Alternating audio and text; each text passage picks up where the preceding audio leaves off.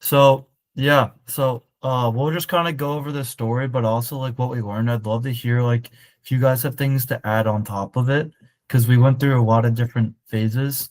I know it'll be a lot of Owen and I in the beginning, because we built a really shitty app on Power Apps, and we learned a lot on that. I made some bad survey questions, but we'll go right through it. So in like January 23, we kind of had the idea to have a make date finding like what to do for date ideas easy. And the first few months, like we didn't really do that much. So just kind of figuring it out, asking people questions, going around school, working with Coach Mac. And then I basically just convinced the school to do a big survey to send it to all Saint X, but also they sent it to a girls' school. And then it was really cool because when the girls responded, like they actually gave a shit. I don't know if Owen, you want to touch on that, but the Yeah. guys were like, "All I care about is that we get food and spend time together." And the girls were like the complete opposites of that. So it gave us a lot of that validation. And then we tried to like sort out all the how do I say this? All the data in a way. We put it all in like OneNote and it was very disorganized. And then I drew up some crappy drawings. I used a different word on here, on OneNote because that's what we were using in school at the time. Um, and basically just offed it to Owen. I was like, Owen, let's build it. And while Owen was working on that, I tried to figure out the name, and it was a bad time. I don't know. Do any of you guys remember some of the other names we tried to come up with? I know Rapidat was a bad one. All I know is I know there's a list out there of like 40 different ideas we had, and a lot of them were pretty rough. Yeah. And the big thing, our problem was finding a domain name that made it that made it hard. And also like Rappy dot. People were like, it sounds like rape a date. So we were like, yeah, we're not doing that. But this was the important part. The things I'd say Owen and I at least learned in this time is talking to a people, like a lot of people, gives you the best validation you can get. Just talking like to your users every day, people who might use it, might not, because you learn the most from those conversations. Um, Also learned like we should have been, putting that data somewhere more like organized from all of those users instead of just like our notes. And then also I should have started documenting the journey on social media. And that's kind of a common theme is it would have been nice if I had been documenting the whole time where people would follow along just because they like the journey rather than just the product. And then also, I'm sure Owen, you can appreciate this one. Um, Probably should have been using real wireframes, and then validated those wireframes with testers before like just going right into building it. Um, because we if correct me if I'm wrong, but we kind of just like went into building without actually planning what we were building, and that made it take like forever, right? Yeah.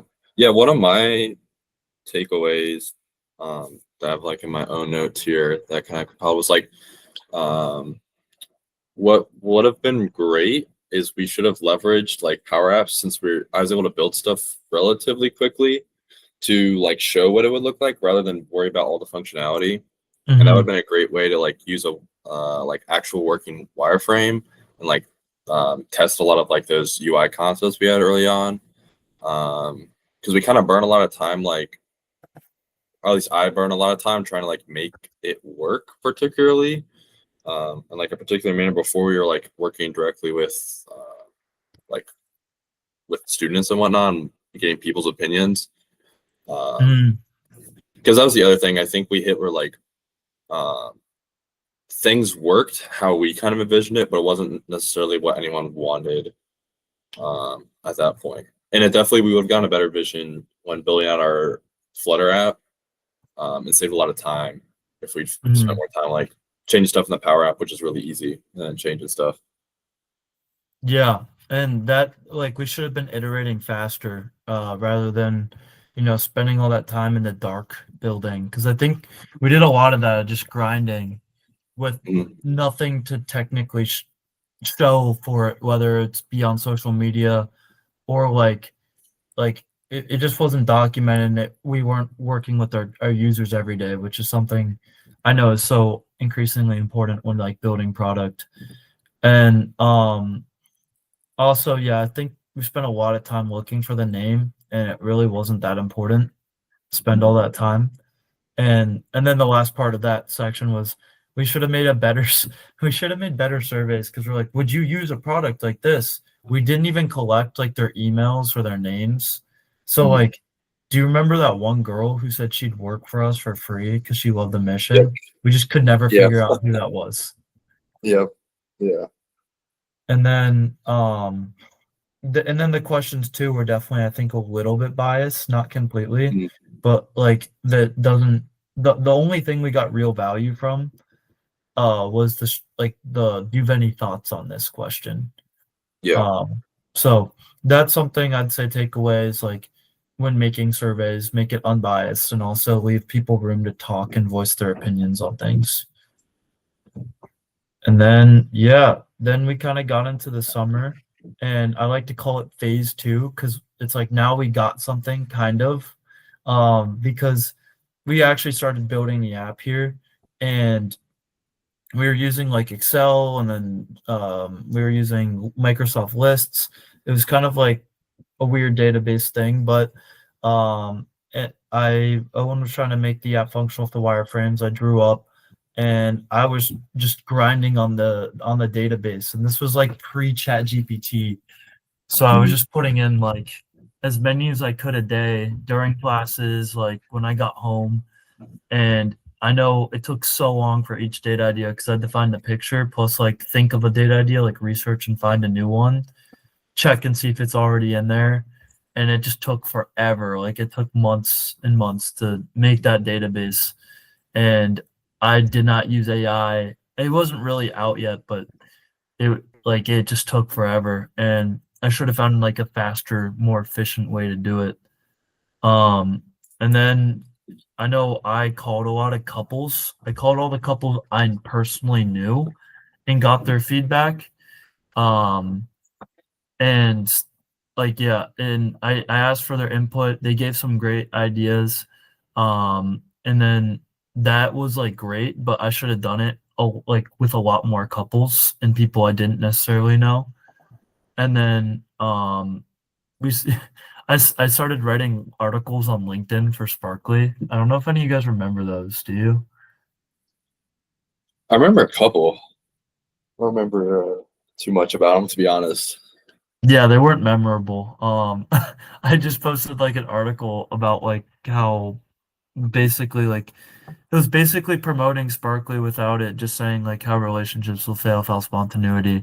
And they did terrible. I got like 10 likes on those posts and no we got no downloads. No, well, the app wasn't even out, but it didn't really do any justice. I realized LinkedIn articles will never do good. And I've increasingly been seeing that, but um and yeah, during the we started senior year, and I don't know if you got a lot of crap for it, but actually, yeah, I know remember you did. We got a lot of Mhm. crap for the app not being out because we'd been Mhm. working on this for a while, telling people it'd be out. We kept moving the date back. So the whole year we were just kind of getting dogged on and people making little comments like, when's the app gonna be out? And we're like, Yeah. soon. And that was I'd say it was kind of a good thing though to overcome. It's like we got to see the other side of like one demand, but two like how people treat you when you start something new that not many people are doing. And then what else? Yeah, we tried to figure out Apple. It was a wreck. Because we tried to get the Duns number, then had to get all the legal stuff for the first time together, and that just took forever. But eventually we got that. I actually got in a lot of trouble getting the Duns number. I got a detention because they only call you one time within a 2 week period, and you have to pick it up, or else you have to wait another 2 weeks. And I'd already missed like one of those cycles, so I left class for it, and I got a detention. So, which was worth it in hindsight. Um, and then yeah, we did the X squared pitch competition. Zach, we're getting closer. This is just the journey. I don't even know if you've heard all this.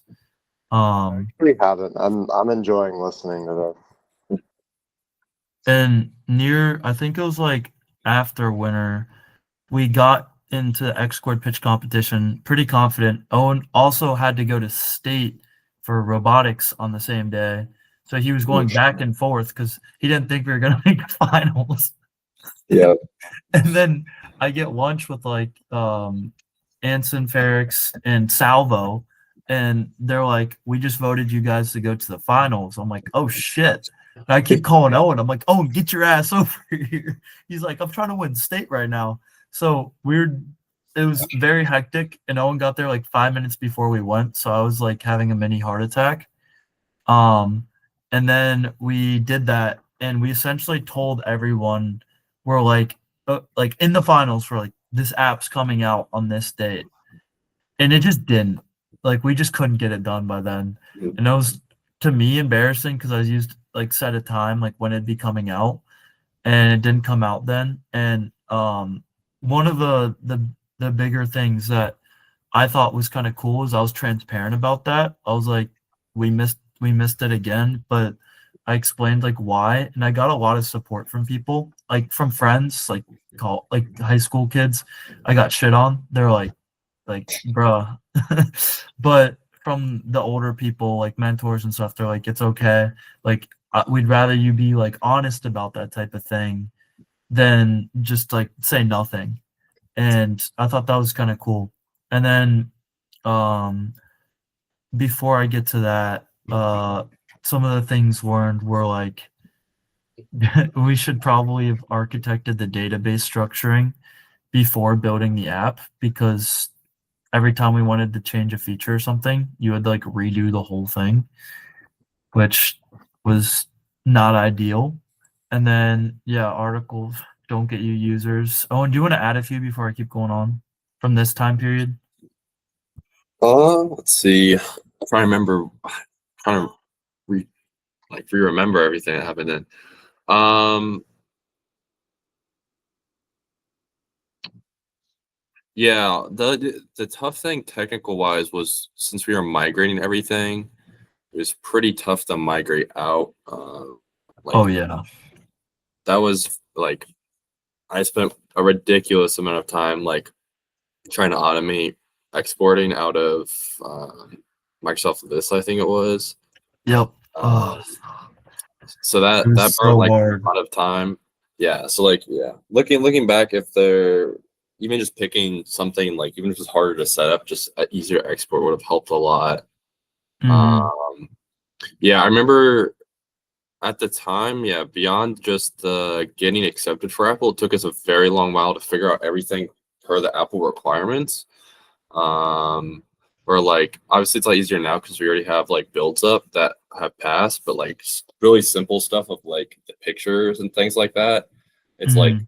we would get rejected for a picture being like slightly cropped incorrectly, and Yep. then we have to wait another 3 days, and then rinse and repeat. And so it literally took us like, I think it took us like 3 or 4 weeks to just get to like, okay, hey, there's this bug in the app, it doesn't pass, and it's like, okay, fix the bug, reapply. So that's Yeah, I remember that, and that's why we were late too. Someone say something? yeah. Um, and that really kind of sucked because like even like our pictures inside of the app store had to be like the perfect everything, and if it didn't fit exactly how it looked inside of the app, you just get a rejection and be like, "Are you serious?" And we didn't like we weren't any graphic designer pros or anything, and we had to do it for like 16 different versions, and it was very confusing. Yeah. But we've kind of got through that. Some of the other takeaways is said here is yeah, Apple's hard, and they also Apple just does not love people using anything but like Xcode. Mhm. Um, they just like it to all be in house, which kind of sucks. But um, also, yeah, one thing is don't plan a launch day if you're launching an app. If you're not 100% sure you're gonna, if you haven't got approved yet on Apple, because it just you'll never know. Like some people get approved on the first time, some people literally can't get approved no matter what they do. So it's like one of my mentors told me they had 5 million users on this app and he couldn't get an update through for 3 months. And they put millions of dollars to get this update and it just didn't work, which I was like thought that was crazy. So we weren't the only ones. But calls with our target audience gave us the most insight, and in hindsight I should have been doing more of that than database stuff and just continuing to build up that pipeline, and also should have put them into some type of CRM to keep track of all the people and see like how they're doing. And then also for pitching, this was big. I got a lot of, I don't know, I'd love to hear if you got feedback from this too, Owen, but a few people came to me because our pitch was pretty good, but we gave too much information. And then as a result, we had to talk kind of fast. We were like really budgeting for time. And I've noticed the best groups share the idea and the feeling more than the details. And we did both. And I talked super fast and it almost showed as nervous, but a lot of people said just to slow it down because we had some good jokes and I just didn't give them even enough time to really laugh it off. Yeah. And yeah, the small things that judges will ask and just be prepared to answer those. Do you have any other feedback advice? Because I mean, we got to the final stage, which was awesome, but Yeah. When I'm recollecting, I think the main thing was like we were trying to show like all the progress and the journey like within the pitch, which obviously we just did not have enough time for. So it definitely came off as like pretty rushed. I mean like not that I hate pitch competitions, but obviously everything's subjective. And it's one of those things where like we definitely came in thinking it was a lot more about like showing an idea, but also showing like progress. Yeah. I think specifically expert was more focused on like just the concept, not even the business plan necessarily. But yeah, I mean, definitely my takeaway, at least with that, was like you kind of got to know what they're looking for more requirements wise. Because if I remember correctly, I mean, like both the teams that won were both like it was more like a concept. It wasn't like here's our business plan. It was like, wouldn't this be cool type of thing, and they kind of sold them on the emotion part of it. Yeah, I remember one of them had a patent. Like one of them was impossible to do because someone already created it and patented it, and they still won just because they sold the idea, and no one looked up to see if there was already a patent on it. And yeah, you're right. Like they did sell them just straight on the emotions and the idea. Where we showed them an app, like we brought them our phones where they could actually see the app, which definitely gave us an advantage, which I think was good. But like we should have just kind of led with that and let them like see it for themselves rather than like showing off every side of the app in the pitch deck. And then yeah, this is phase 3, and John kind of jumps in here. So this is the summer. Around the summertime going into college for me. I think John's junior year, college for Owen, and we were at this like intersection where we're like Power Apps was just not working, and we're like fade this, like let's redo it from scratch. So we made after like a week, it took us forever to kind of decide on it. We went into deciding to go with Flutter because we could go on Android and Apple and the web. And in hindsight, honestly, we probably should have just gone Xcode because like we didn't launch on Android until like 2 weeks ago. Yeah. Um Yeah. Because I remember well, at the time the thing too was like we were thinking of possibly going to a web app, like being like a web-based type of thing. Of like here you could like go online and plan it all on your like laptop and it'll like show you all the info and stuff like that. But yeah, definitely I definitely agree. Like I think if we had like we should have focused on a segment, and obviously like it kind of ended up just being iOS. It would have made more sense to just like write all the Swift for it. Um, but yeah, I mean, yes, it was. I think it was kind of tough at the time to make a choice because I remember I think we both did a lot of research into like different options, Yeah, uh, and we really didn't want to get like stuck because I think both of us were kind of thinking about what other pivots at the time. Um, yeah. We didn't really know what we were fully getting into, even at that point. mhm. So we just chose the safest option, which could technically do all three. Um, and then so like we kind of had to have a talk, like, are if we're having to start from scratch, is it worth it? And we all came to the verdict of it was, and it was like we had to lock in. I even wrote like we had to move databases, and as talked about earlier, like it was hell for me because I got it from like VicDeasy, like got a pictures from that, and like Oh for my, yeah. for some reason like nothing transferred over, so I essentially had to rebuild the whole database of like date ideas and pictures, and that just kind of sucked. And I didn't even like technically finish that until way late, like even like into the next school year. um but yeah, that took forever. And then we brought John on, and he started helping with the front end so Owen could focus on the back end things, and we started actually like making decent wireframes. Not great, but we were making steps in the right direction. And I was kind of doing this full time because my parents let me be unemployed as shit, and I only worked like 2 hours a day for TD. So um I actually worked on talking to users almost every day, but also trying to do start the marketing, which was not great, and then adding things to the database each day. And so I was like learning the marketing in there. And then in a few months, what did it take us like 4 months to get the app out from the complete like restart?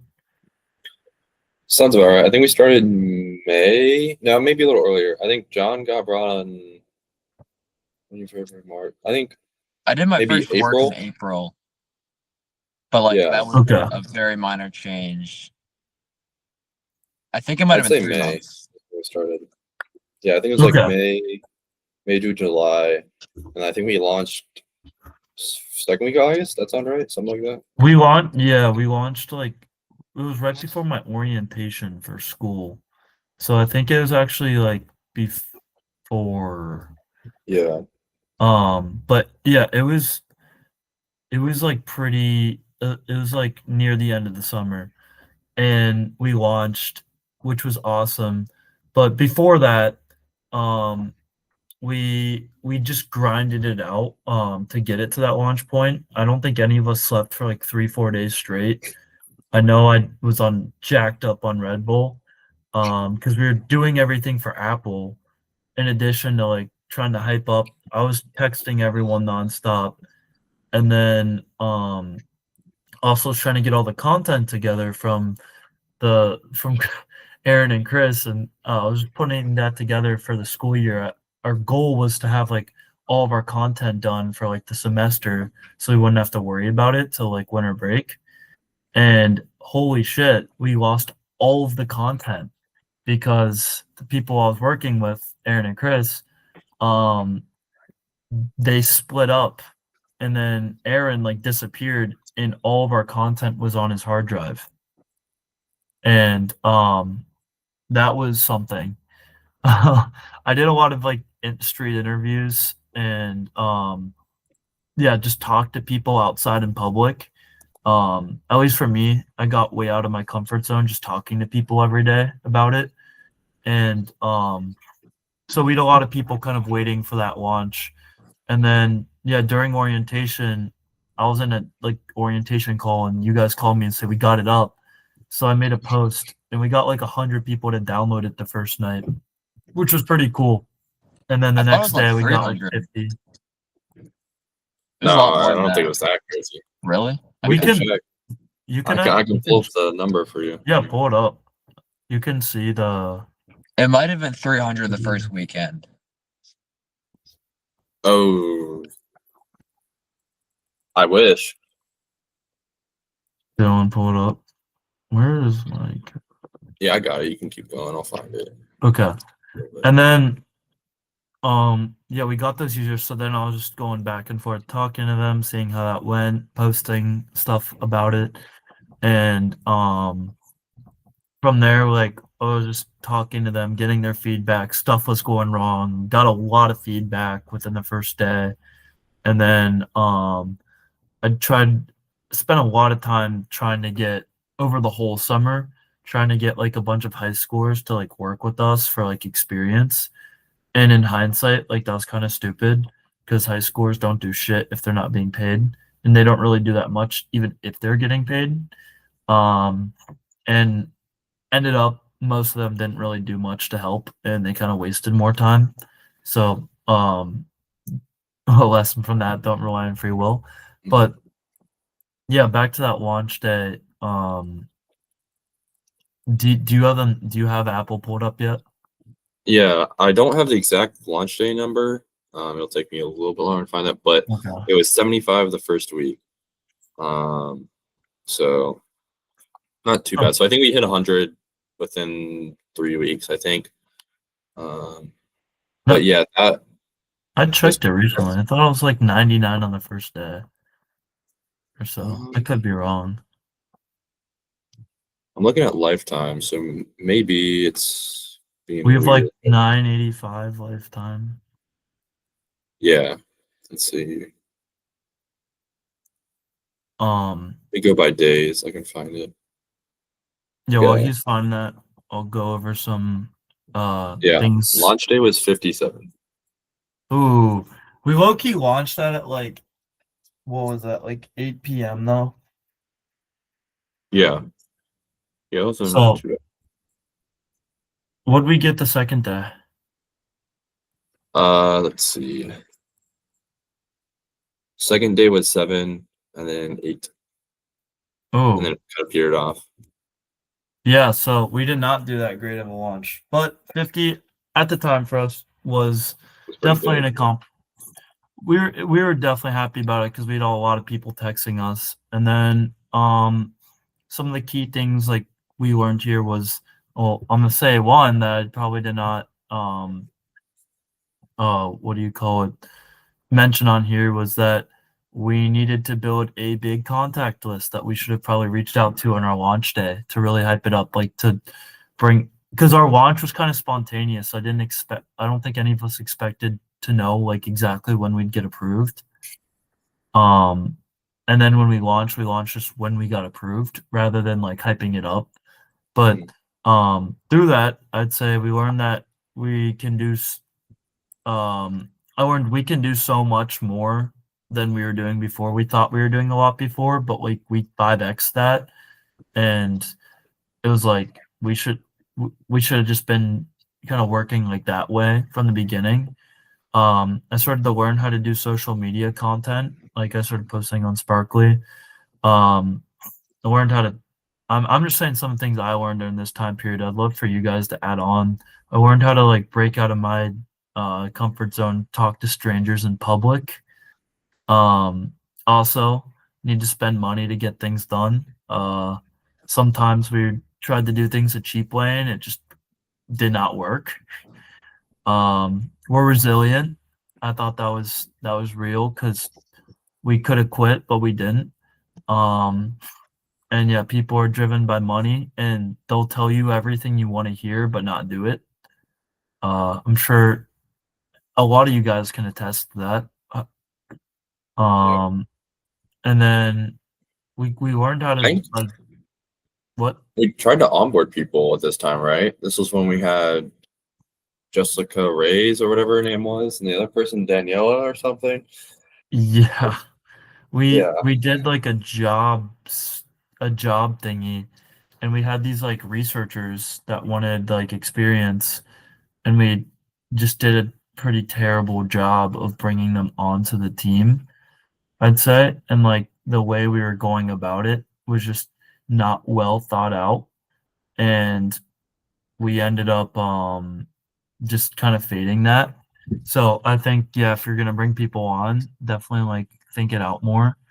Also learn that LinkedIn Jobs is pretty cool. You'll get a lot of applicants, but no matter what your company is, but a lot of them are kind of like just AI mush, and people apply to a job just based on the job title, not actually like if it fits what they're trying to do sometimes, which was kind of weird.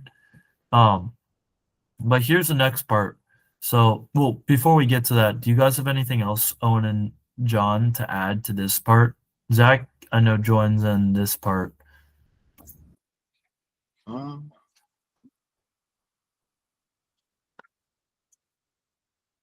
yeah, I don't know. Anything? I think the big thing was like I think we did a much better job of like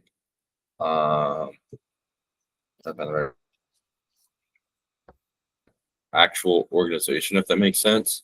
Of like, Mhm. I think before we started like doing some of the hiring stuff and things like that, not to say things were like unprofessional, but like it was, we had a very hard time conveying like, hey, like this is actually like legal entity, like Mark, this isn't like a very tiny small project type of thing. You know, I mean, realistically, it was still kind of a project. Um, and yeah, so I think we did a much better job at that point of like building out things. So everything was very professional from that Mhm. standpoint. And I think we definitely learned, even though the whole like hiring people thing kind of faded. I think we did a good job of like setting ourselves up for um, like how we're gonna actually bring people on the team in the future, things like that. Oh yeah, and we definitely learned a lot through that whole process and like how those people like kind of work in the different areas. We had to work with someone for the first Yeah. time from like the Bay Area, which was like weird for time zones. We messed that up once or twice. Mhm. Um, Yeah. and that's a good skill learning to work with people in different time zones. But yeah, so kind of getting into the next part after the lock-in, I called it the growth. Um, and this was what like college is kind of a launch pad. That's how I view it because you meet so many people, you have so many people trying to help you with things. So we really started getting downloads after telling people about it. I could talk to potential users every day. Um, and it was easy. Like we were getting people on while also still working on like database. AI just came out kind of too, and we started dabbling with that a bit. So it helped me go faster on a lot of different things. And then I started talking to like a bunch of people about branding and I started just learning like what makes a successful business and how to create a brand. So I started switching up like our stuff, started posting a lot more across all platforms. And then my friend Jaden and the winner convinced me to post on Sparkli's page every day, and he was on me about it. So I actually started doing that, and I saw like there was definitely a positive ROI. It took a lot of my time, but I started to learn how to use social media, and people followed the journey because I was like, day one of building the world's biggest app, and they're like, "What app is this?" And then they download it.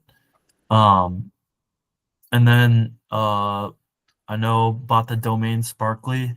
I was late to my exam because the auction went long, and apparently, like people like try to just waste your time during auctions. It took like 4 hours to get. I remember Zach had to drive me to my exam, but the dude just kept like bidding just a tiny bit more, and then I just put a bigger number, and he finally stopped.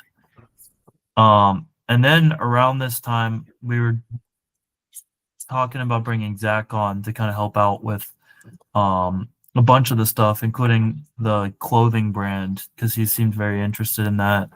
And that was a long thing. Definitely learned some vesting and all that there. But um, oh, and I want to get before I keep going with this because this was kind of like a longer one.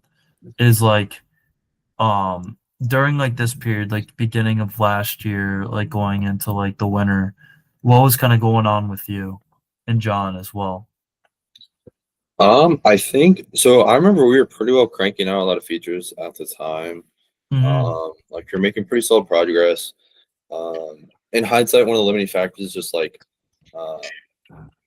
since like John's in school, I'm in school, like it's tough to like obviously we're doing a weekly stand up, but it's kind of tough to make sure we're always on the same page. So we both were kind of taking larger projects, which was I'd say sometimes tougher because like say one part just got one of us stuck for a while, then it's like okay, well then there's kind of a week gone if you're kind of still struggling with it.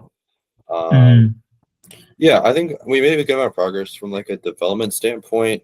Like I think we mentioned earlier, but like just generally how our data was structured was kind of what we started to run into some issues on. We didn't necessarily run into the issues here. It was kind of more, I'd say, I mean, yeah, I'd say it's generally in here of like we'd spend a lot of time rebuilding things just so we could kind of get the data into a better place. That would be easier, like a pull analytics from, but also like b build more stuff on it. Yeah, I'd say that's the main thing. I'm sure John has something to say about using too many JSONs, but I mean, yeah, that like frankly, that like we spend a lot of time just like I guess I know I'm rambling here, but I think what would have helped a lot is to just get something working, validate it, and then go back and actually build it out properly. Because we kind of were spending a good amount of time doing a mix of that. That's something that I learned through like other projects now too. Is like what also will happen and happened with I think well still really with the saved page because that thing's a mess. It's like we kind of just had to get it to work and like now the time it would take to like make it like fix it just would not be worth it. So yeah, definitely finding a balance there. Yeah. John, do you have anything to add? Kind of like what's going on with you around this time? Well, over the summer, this was like one of my first bigger like programming like projects. So I didn't make the best decisions when like developing the code base, and they kind of came back to bite us that fall and onwards because like progressively as we added more to the app, like it got almost exponentially more difficult to get it working, and you didn't always catch what broke when implementing a new feature because like you would be I would add a feature like the map page, and something completely unrelated like the saved page would like break, and like I would never think to test that because I thought nothing had changed about it.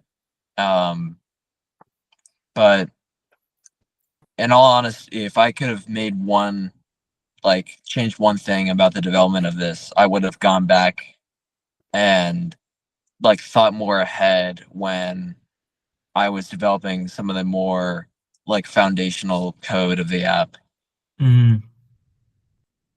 Yeah, I think that's a good thing to even think about. It's like structuring it for the future and like to be able to have things added on and not get it messed up. Seems like a common trend we kind of had. And it was because we didn't really know what would stick and what wouldn't at different points. And Yeah, then definitely. Excuse me. That and then I got first trademark for SPRKLII. And then we're like, fade that. We're not going to use that now that we have Sparkli. And then applied to get another one. So I was like $700 total. And then Zach kind of came on the team, and we're like, we need to start posting a lot more and get more reach.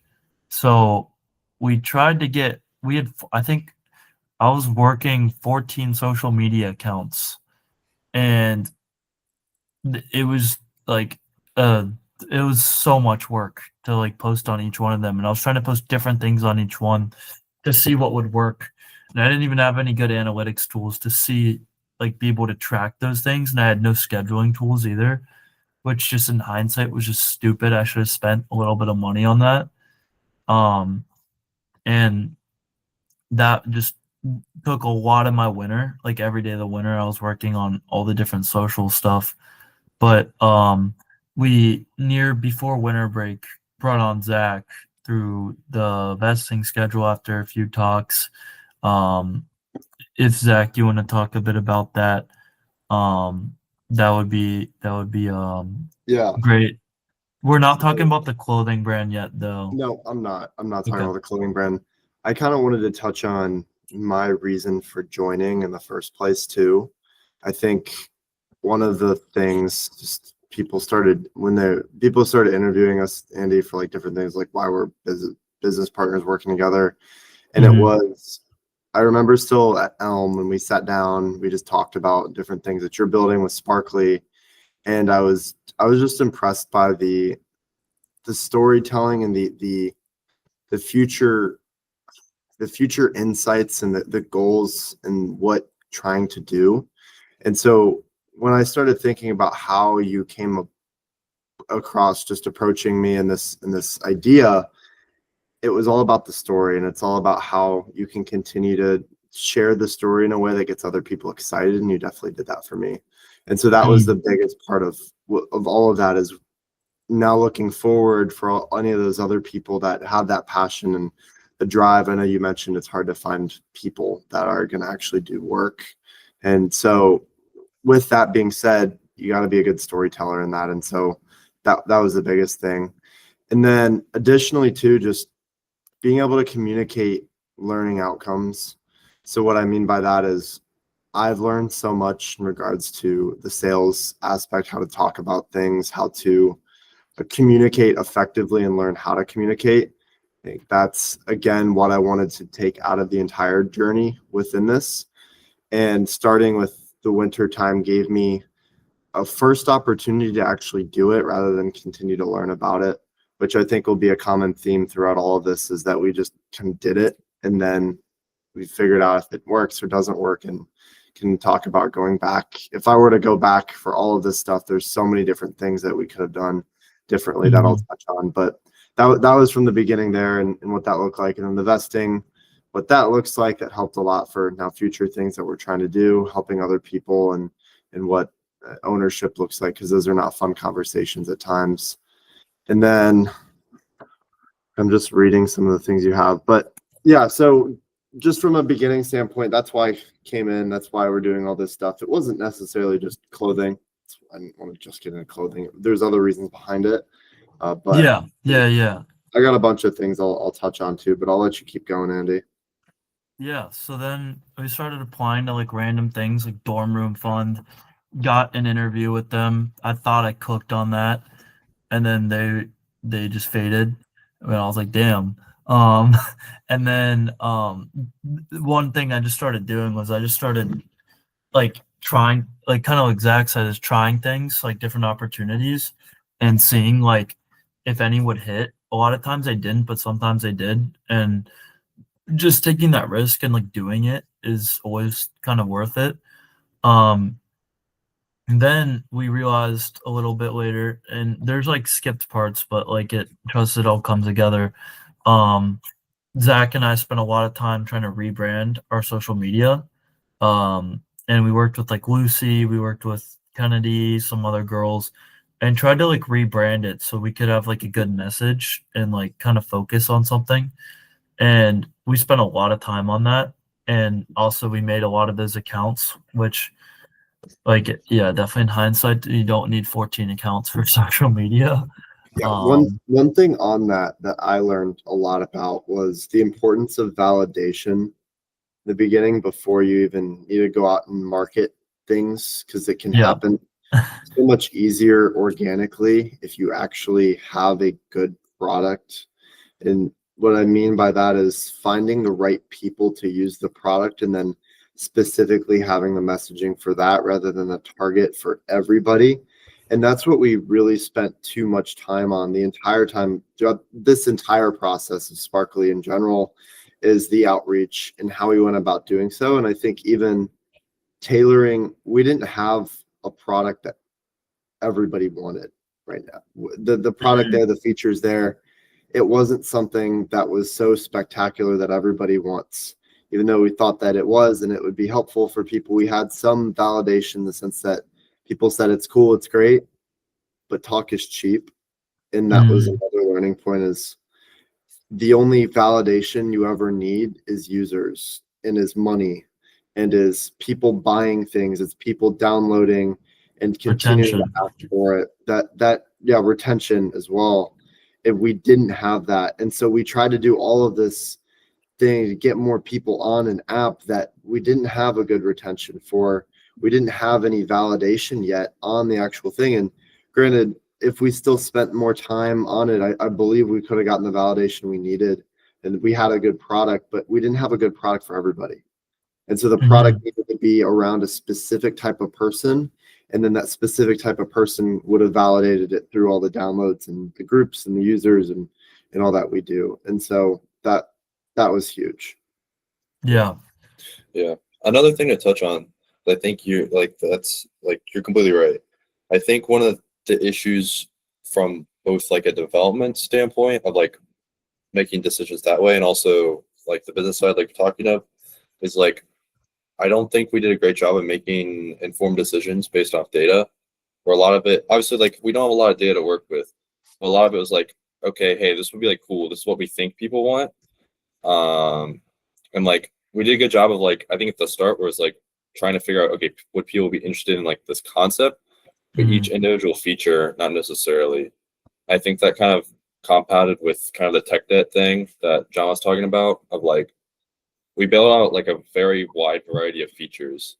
And like, frankly, I mean, I don't think any of us know specifically which features people particularly like now. Like, well, obviously there's preferences, but it's like, we don't really have any data to show like people prefer this one more and things like that. Rather than building the features themselves and talking to the people about them, we talk to the people about the actual problem and then build the features around the problem that they're facing. Yep. And one thing, like we're not even on the key things learned, but we should have had like some system that tracked like how people were using the app, so we could get like real numbers rather than relying on Apple's shit numbers and the analytics. But keep going on the story. We later brought in PMM because I was getting burnout from all that marketing and trying to do everything else on top of that. And we were like, we should let the professionals handle this almost. But we tried to hire an individual because we thought that'd be better, but the agency just sold it so good. And their founder, Haley, she definitely just did an amazing job. She sent like real DMs, not just personalized. She sent me DMs, sent a pitch deck of all the things she would do for the brand, and her ideas, which were amazing. And she brought all the initiative that the other like 500 applicants didn't necessarily. There were like maybe a few others that did, but like that, like from a recruiting standpoint, like holy shit, like stood out to me. I was like, this person did their research and like seems like she genuinely cares about the mission.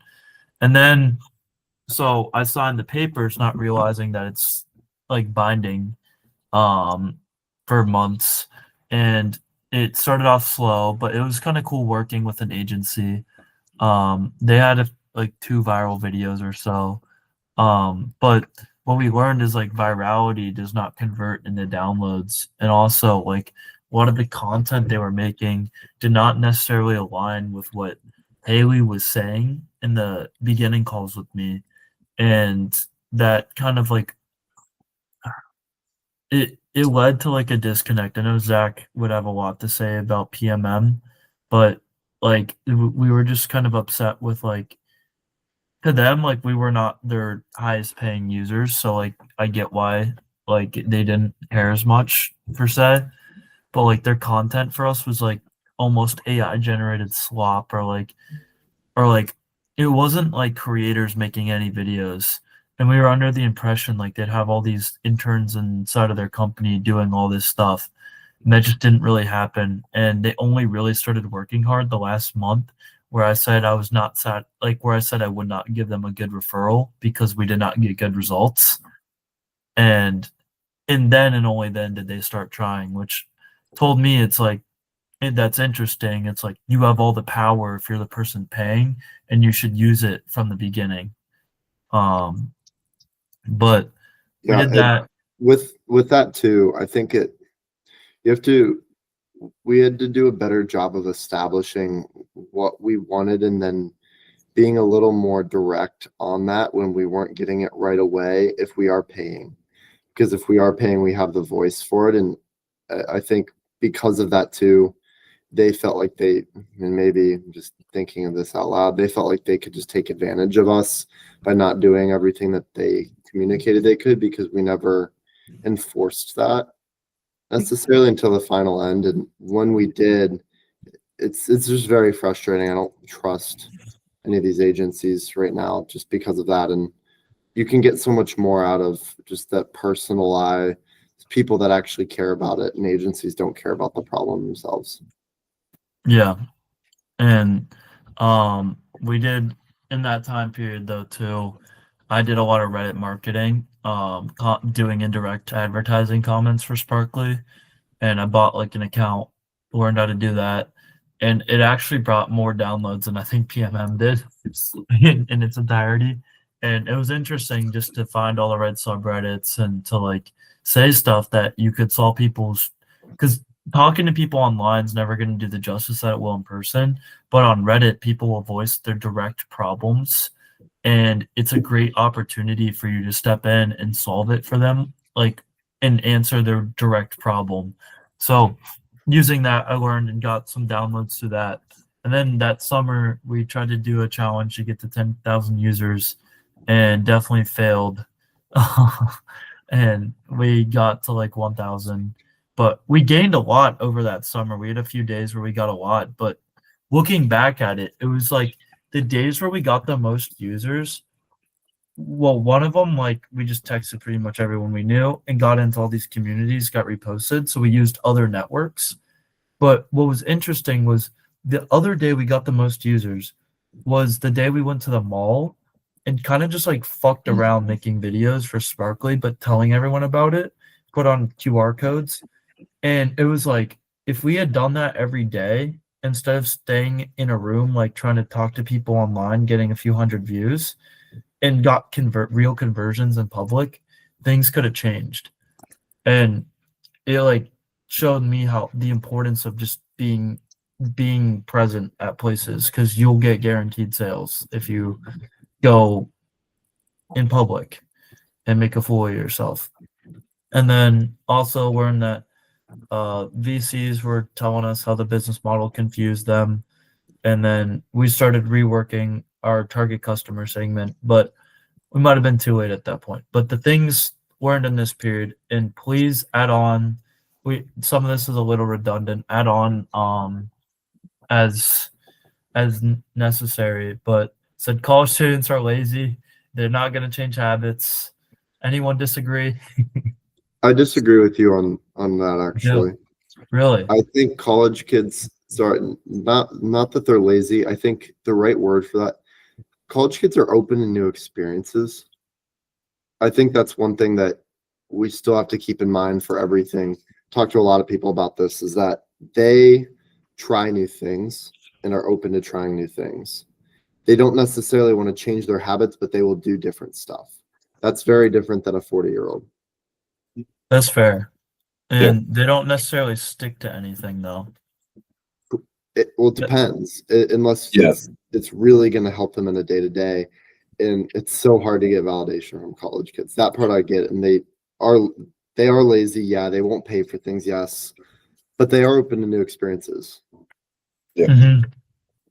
Yeah, I definitely agree. I think the big piece there is like college students is a very tough market, just generally, of like, if you're trying to get college, like you mentioned, getting college students to pay for anything is a nightmare when almost Yeah. no one has any income. And then yeah, I mean, like, realistically, like, all of us, I mean, I guess, you know, except for John, no experience of being a college student. Like, unless it's something like mind blowing, for the most part, like, we're not really gonna use it. Mhm. Like, just Also, for this. people don't invest in the market of college students either. It's just Yes. not an investable market. Yes, and part of what I meant by they're lazy is like they'll tell you things using all their brain cells, but they won't do it because they're just busy doing their whatever they do, and they'll say everything, but they won't do it most of the time. It's for Um, everybody. Talk is cheap. yeah, I think and then that's its own bullet. It's just talk is cheap. I said don't spread yourself thin on social media. Dominate like in a few things, or just find a way to make it easy to do all those things. But we were trying to do way too many things at once, and it made everything mid rather than making like one thing really good, or a few things really good. And then also learn how to apply to trademark. I got so many people try to scam me. Oh my gosh. Um, Definitely be careful if you ever go that route because it basically your information is just leaked publicly. Um, Also, I said like you need to know your power users to a T, and like if your product, like if Sparkly like left, if it they had to delete it, would they be upset about that? And I don't think we had a lot of people that would be, and we didn't even know who those people would be if we did, and I think that's bad. And we should always have those people who champion your product and tell everyone about it because those are the people who are going to grow and build that snowball effect. Um, and then yeah, learn on the investing schedule. I said don't trust agencies and read the fine print. Yeah, that fine print was definitely something could have read over. Like they had like an extra thing on top of that, and I was like, the fine print was like, yes, they on paper were giving us X amount of reels, X amount of pictures to post, but it like yeah, it wasn't like real. So it was like AI or um they didn't make it. And that's what I didn't realize. And they made it seem like they did, but they didn't. And then also, um don't go VC as a non-target school student or like you have to have just crazy numbers if you want to go VC, and it'd just be better to go angel if at all. And then also I said try random stuff for views and you'll get views, but um it's important that you realize like just because you get a lot of views on something does not mean you're getting downloads. Cluey kind of shows that in a way. They've made a lot of money, but like if you get a billion views in a month and you only do like X amount of like not a crazy amount of sales, that's something to like consider is like you have to make it convert. Even a video of one like can convert. Um so there's that, and then also we just again just did a terrible job of tracking data points and metrics. We didn't know where users were coming from, and that was definitely frustrating as well. And we should have found a way to figure that out. And then, oh yeah, John, Owen, Anzac. This is something I got because I was the person reviewing like all of the resumes from the people. The only things that actually stood out to me was like really good schools, huge numbers. Like if they had big numbers on their resume, some people had a bunch of percentages, but they didn't really mean anything to me. Um, because if it's like we grew it by 2%, I'm like, that sounds terrible. But and some people be like, grew it by 370%. I'm like, you could have started with an account with 5 followers. And that's where like to me, percentages don't mean that much without the full context. But I liked when people actually showed how many like cumulative views they got across how many videos or whatever, because this was marketing. But it's also good to know like how much GMV you created for something um or really anything. Like numbers are everything. And then what also stood out to me was people who showed like portfolios of projects and like the people who reached out to me, that meant something. I was like, damn, that means they care, right? I would want to be reached out. I'd be reaching out to someone if I really wanted a job. And then also, yeah, making sure they align with your company, like have some stuff that aligns. And then I said the resumes with like 20 pages made me want to kill myself. I just stopped looking at them because you just got to keep it to like 1 page, maybe 2 max with the cover letter. But any more than that's kind of just slop. I'll take a portfolio though, because it's good to see visually how you create and like what projects you did. But yeah, anything more than like 2 pages was just unnecessary. So those are the things I learned. Anyone want to add anything else onto like this kind of stage?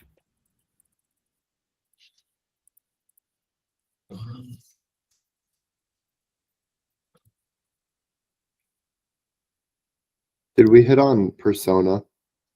We'll kind of get there here, so we'll do that later.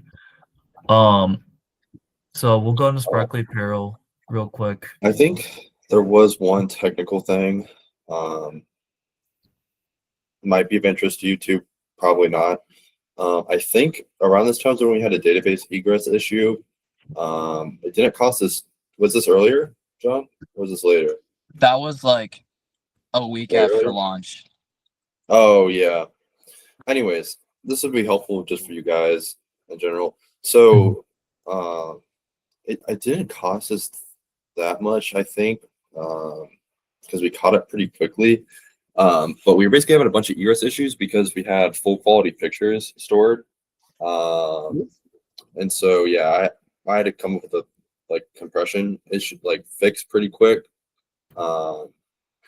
But yeah, definitely one of the things that we should have been a little bit more aware of, and also just in general how much if like for you guys, if you ever work with like a technical person in the future, is just to make sure like they know how much data is getting pulled out. Because even after we compressed everything, we were still having issues for a while. To like came up with some long-term solutions. So Did you that's just like send an me early. too much data and we didn't Yeah. have anywhere to store it all? So egress is how much we're getting, like how much data is being called out of the database. Oh yeah. So I'm This just, is this is another the pictures, presumption. right? Yeah, so this is another presumption, but if you're working with like a backend as a service provider, like Supabase, or even like IaaS, or other things like that, like if you're on AWS or Azure, you're gonna get limited by how much you can egress, and that's kind of like an issue you don't really think about when you're like building necessarily. So yeah, just something like I'm sure you guys will build other products or be part of businesses at some point. So it's like it's just another very random thing to think about. That's actually good to know because yeah, I mean the pictures I know did a lot, but like Instagram probably had a bunch of problems with that. And we saw that. Like Instagram had to find a way to limit what they could Yeah. show at one time. And we were like, we did a better job than Instagram, but it came with that as like a cost. Yeah. So getting into Sparkly Apparel, so we thought it's kind of almost stupid in a way, but we're like, well, we can increase brand visibility if everyone's wearing our logo, right? So we're like, let's make a clothing brand to one, help subsidize the app's cost, but two, increase brand visibility because they coincide so well. And we worked super close with Bill, with Lucy, other people trying to create these designs for like clothing so we could sell it. And what we tried to do is we tried to make a new like social because we debated whether to post on the same one, and then we did a lot of research on clothing brands, on like competitors, on all that, made it, and kind of just crammed some days. Like some days we'd work forever on that. And what else? We had a crazy day. We did a photo shoot, documented it, learned a lot about social media, clothing brands. Made an Instagram, and we teased like the drop a little bit on it, which was a good thing. We copied what worked, and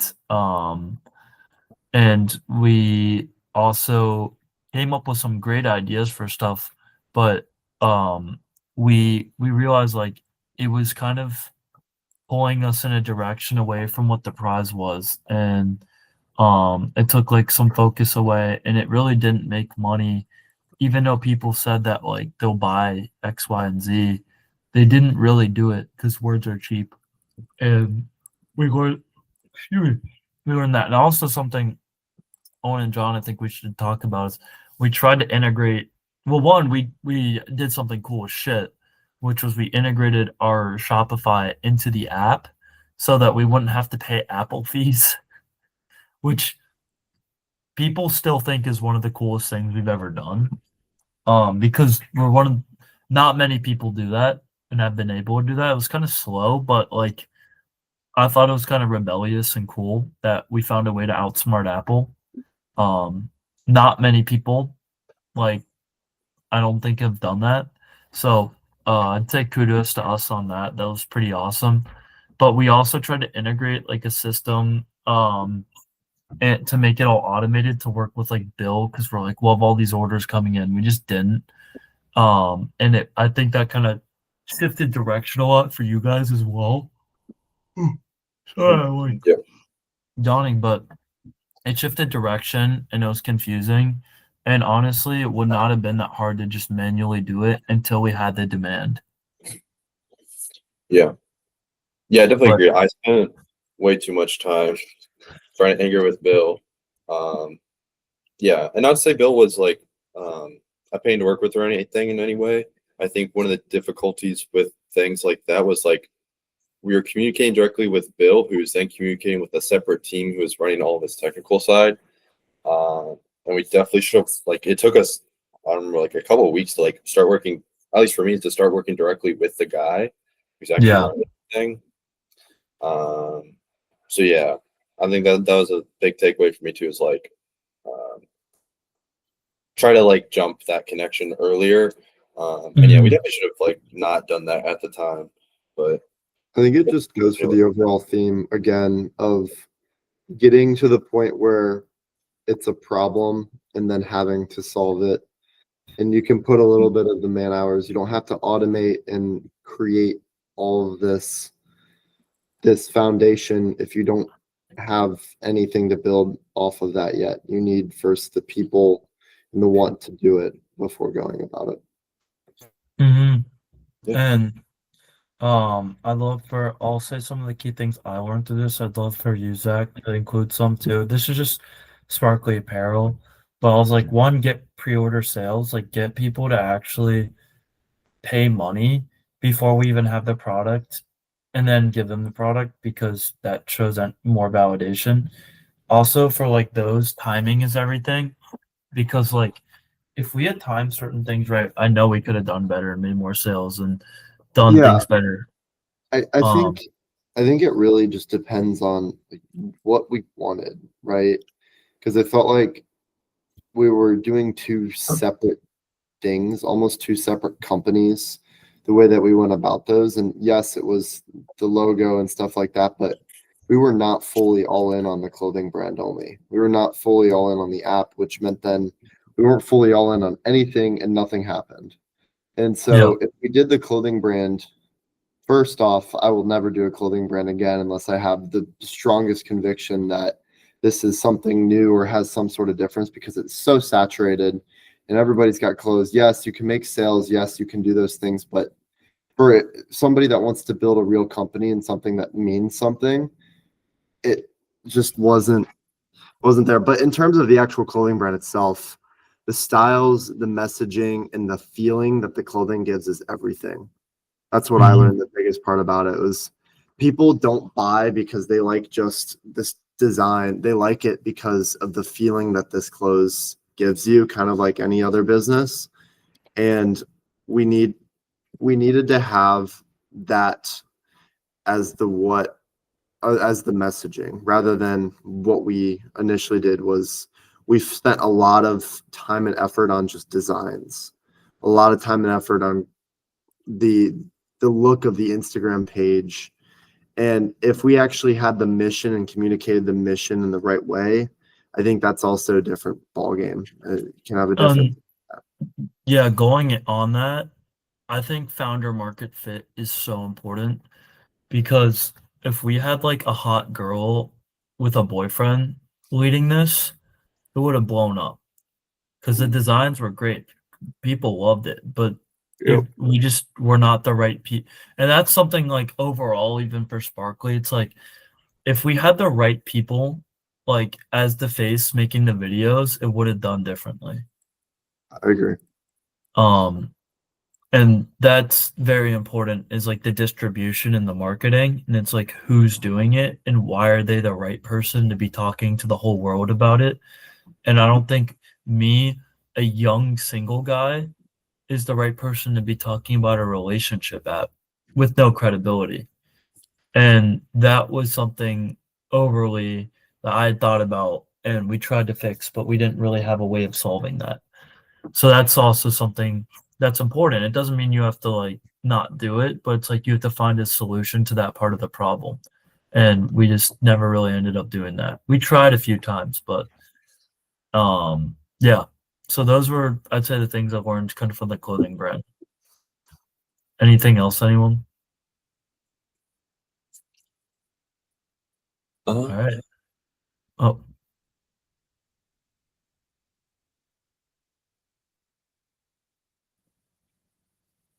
okay.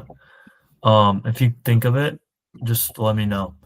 So phase 5, the exit. Um, during this time, we knew we didn't hit our goal of the 10,000 downloads, and we were kind of out of runway, aka my bank account and Owen's bank account. And we launched the app on Android, which was cool. I posted some TikToks, and it's now like it's annoying that like I understand how the different platforms work, and it's not crazy hard to get X amount of likes on a video. It's like that would have been nice to know that have that knowledge earlier. But you have to be kind of chronically online to understand like how to get likes and stuff, and also you have to think like you're in your target person's persona. But we worked with the Levant group, and they pretty much did nothing besides waste Zach's time. Yep. And then we cold DM'd every relationship app I did one night, and actually, like almost all of them responded. Not all of them were interested, but they all commended us for what we're doing and gave some advice from their spot in the space. So I heard um Lovewick, they're like, yeah, it's just hard. Like there's not really much money in this. And then also a couple app was like, if we were gonna do this, we just build it ourselves. But thanks for the idea. And then Chema, our friends who we almost partnered with, who was A16Z, they ended up firing our main point of contact, which made the exit virtually impossible because their team just was in shambles, and they still are. I don't even know if they exist anymore because they paid themselves a Google salary while like hiring date planners while also spending all this money on their like their beta testers, and that killed their runway. Excuse me. I'm yawning a lot, but that killed their runway, and I learned from them, don't be stupid with your money. But I had several talks with them, and I gave them a lot of value and details.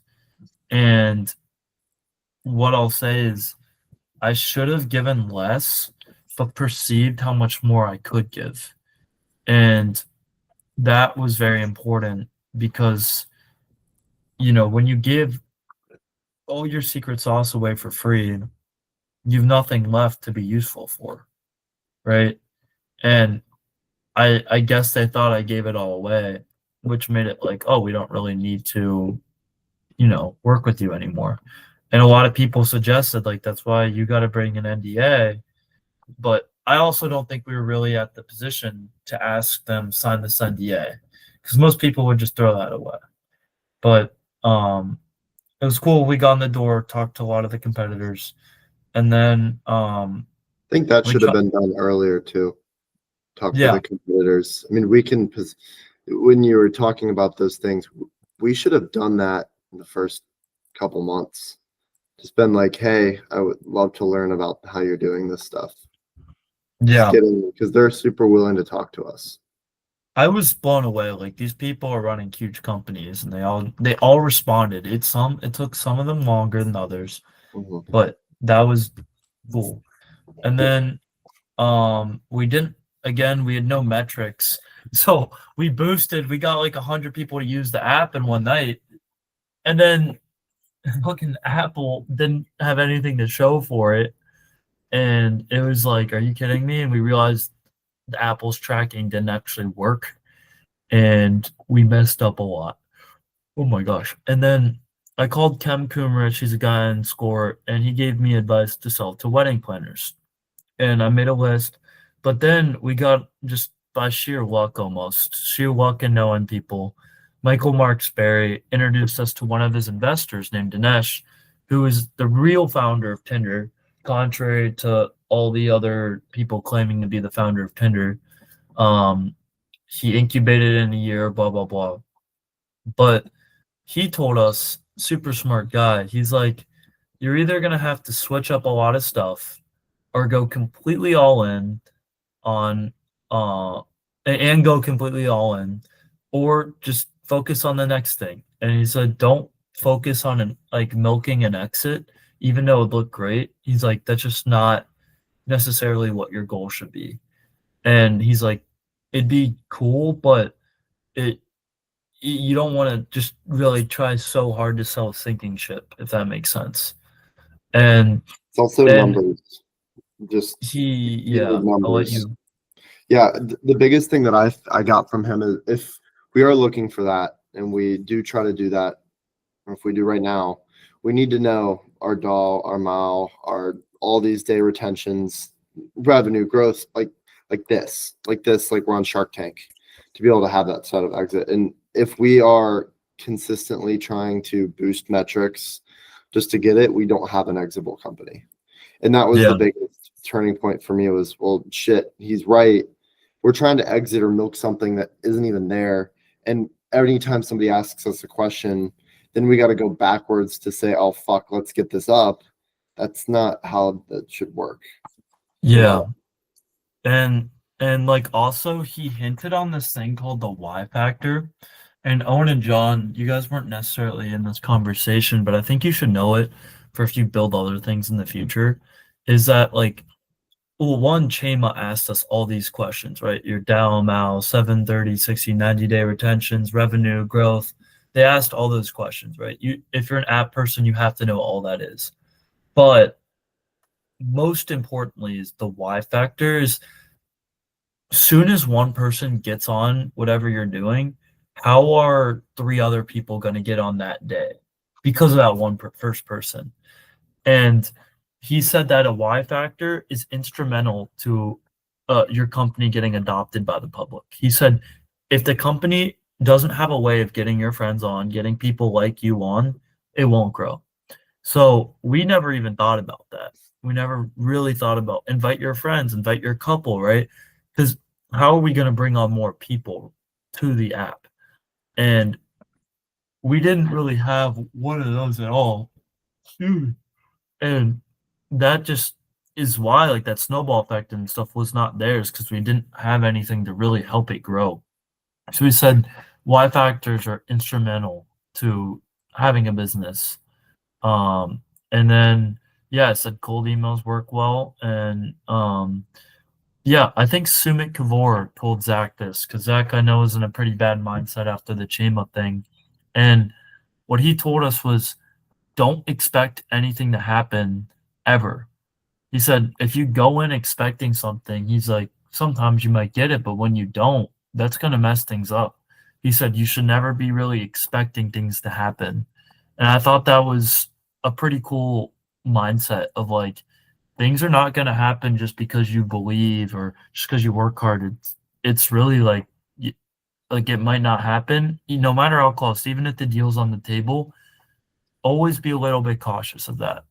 It's So really just about, I think a better way to explain that is just being calm in the chaos and always understanding that something might not work. So having that base level all the time. Why would you want to increase your excitement for something that hasn't happened yet for it to yeah, then go back down? It's kind of like a drug. I like to think of it like any sort of drug you take, because your dopamine levels here, if you're expecting it's going to go up here, and then once that expectation, whatever happens, sure, it could stay there, but you're only going to ever stay there because you're expecting it. You've already visualized, and it's good for visioning and stuff, but there's a different way to go about this, because if it doesn't happen, it goes straight down, and this is your base level, it's here.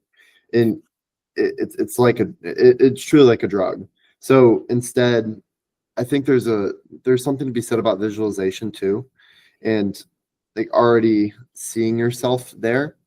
But there's a difference between expectations for your mind and that excitement, and the mind meditation practice of visualization. If you could separate those two.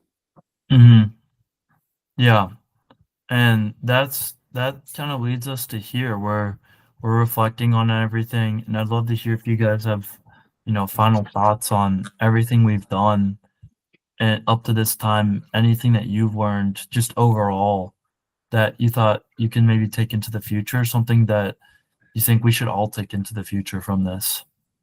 I've got to get going, but I do want to offer final thoughts before I do.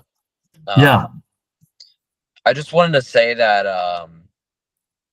like, I'm really happy that I got the opportunity to work for this project and to work with all of you guys.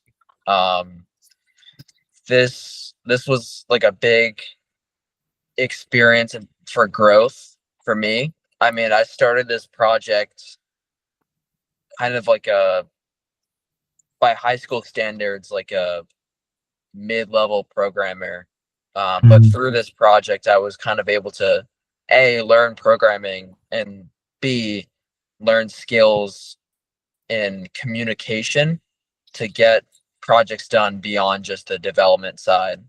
So I'm really grateful that I had the opportunity to work on this team and with this project. I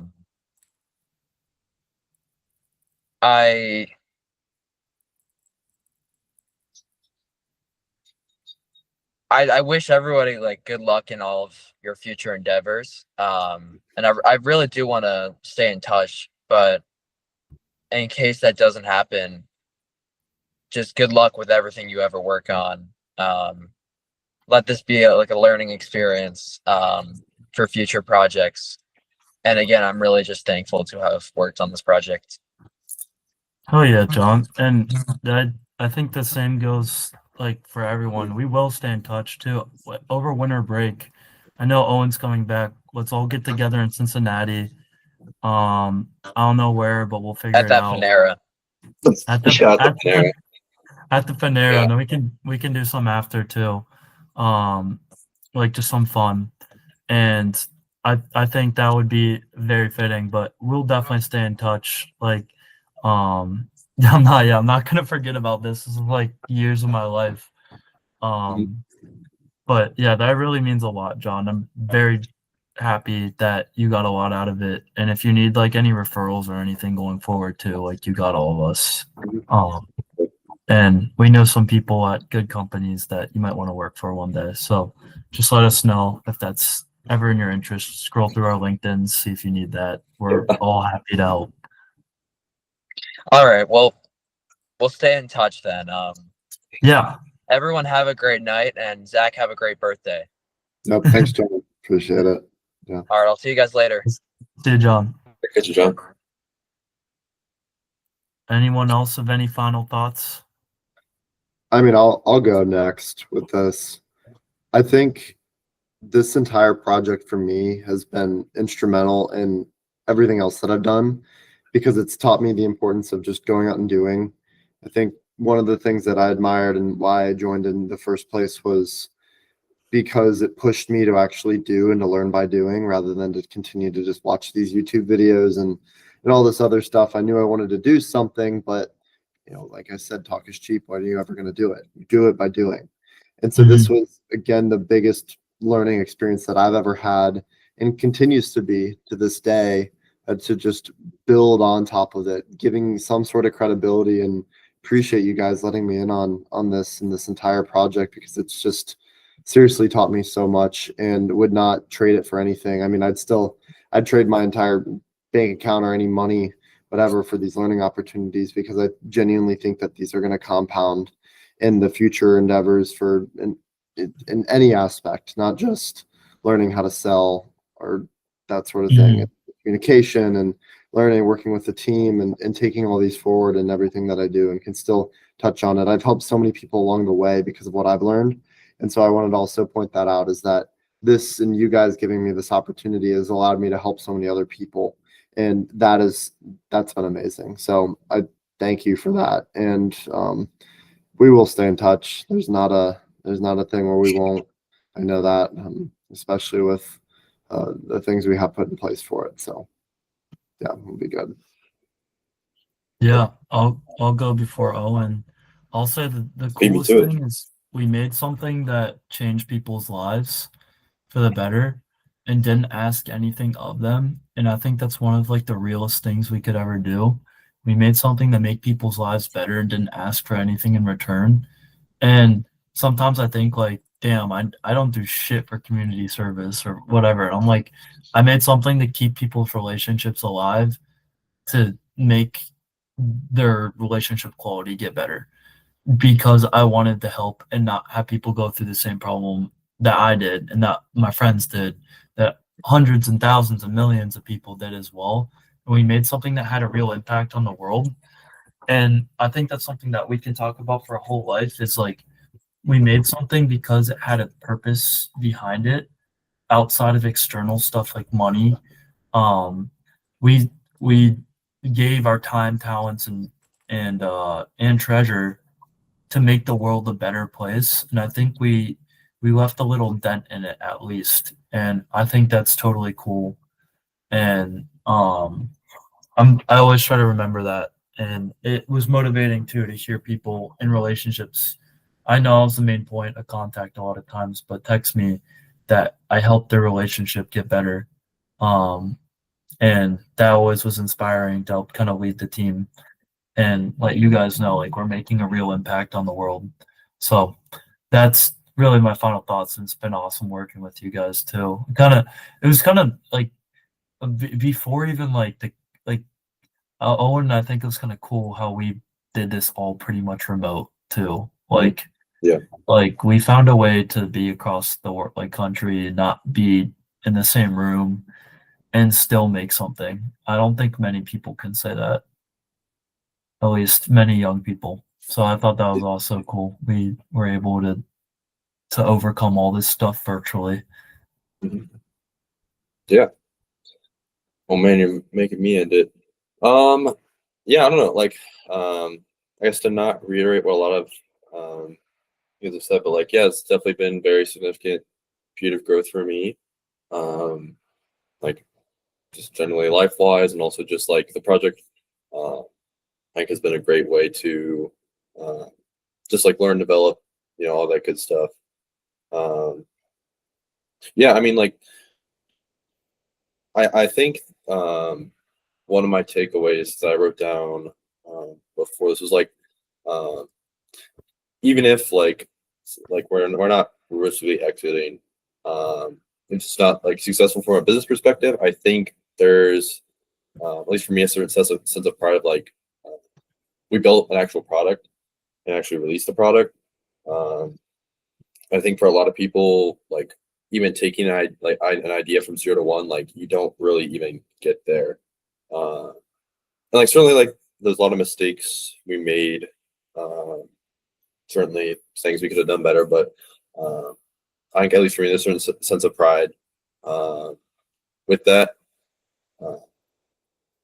Yeah, I mean, other than that, like definitely really appreciate you guys. Like I've definitely learned a ton outside of just like development. I think I talked a lot about like development mistakes and things like that.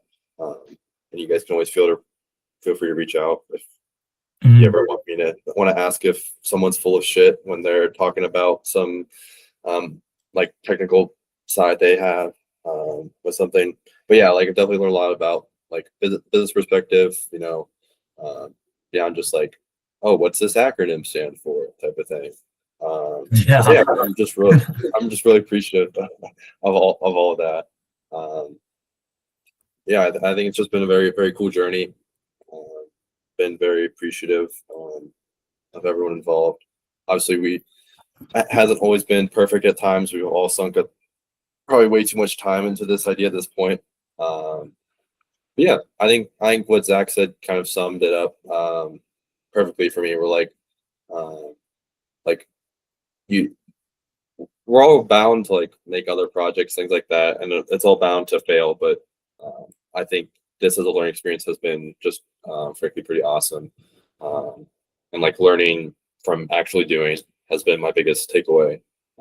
It's definitely something like I do now, of like rather than just sit and try to learn from someone else. Like even though that's helpful, just try to do it and then find out what failed. So yeah. Yep. Yeah. I think you're totally right in that. So